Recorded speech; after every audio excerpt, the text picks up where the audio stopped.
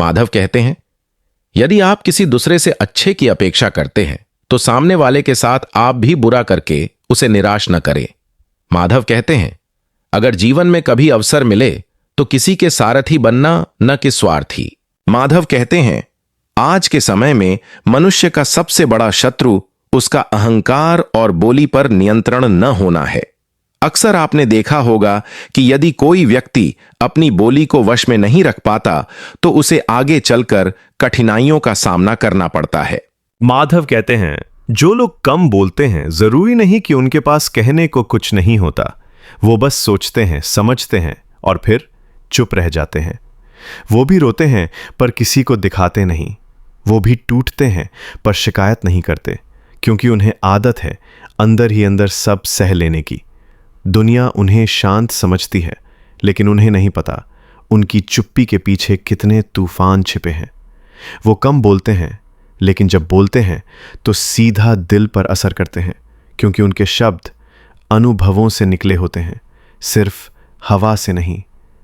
अगर तुम भी ऐसे हो तो खुद को कभी कमजोर मत समझना। तुम्हारी चुप्पी तुम्हारी ताकत है और तुम्हारा दर्द तुम्हारा सबसे बड़ा गुरु। माधव कहते हैं, इस कलयुग में अगर खुश रहना चाहते हो तो यह 2 बातें हमेशा याद रखना। पहला, इस कलयुग में आपके इमोशन की, आपकी भावनाओं की किसी को कोई कदर नहीं होगी, इसलिए भावनाओं से नहीं समझदारी से जीना सीखो। दूसरा, अपना हर दुख, अपनी हर खुशी सबको मत बताओ, क्योंकि दोस्ती का नकाब पहने कौन आपका दुश्मन है यह आपको कभी पता नहीं चलेगा। संसार का हर प्राणी किसी न किसी मोह में बंधा है, धन, परिवार, यश, शरीर। लेकिन क्या यह सब सच्चा है? आइए सुनते हैं एक राजा की कथा जिसने महादेव से सीखा मोह माया से मुक्त होना क्या होता है। एक बार एक शक्तिशाली राजा कैलाश पर भगवान शिव के दर्शन के लिए गया। उसने शिव से कहा, हे भोलेनाथ, मैंने धन, यश, ज्ञान सब पा लिया है, फिर भी मन बेचैन है, शांति का मार्ग बताइए। शिव शांत स्वर में, राजन, क्या तुम मोह माया से मुक्त हो? राजा ने गर्व से कहा, मैंने सबको सिर्फ कर्तव्य समझा है, मोह नहीं पाला। महादेव मुस्कुराए, उन्हें जंगल की ओर ले गए। वहां एक सड़ी हुई गाय मरी पड़ी थी। शिव बोले, इसे अपने साथ उठा लो। राजा घबरा गया, प्रभु, यह तो दुर्गंध फैला रही है, सड़ चुकी है। शिव बोले, जब जीवन ही नहीं रहा तो इसके साथ इतना जुड़ाव क्यों?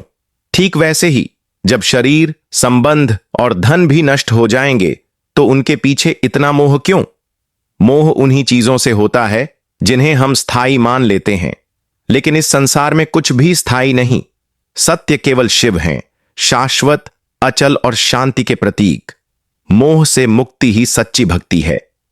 अगर आपको यह शिव की सीख पसंद आई हो तो वीडियो को लाइक करें, कमेंट में हर हर महादेव लिखें और ऐसी ही शिक्षाओं के लिए चैनल को सब्सक्राइब करें।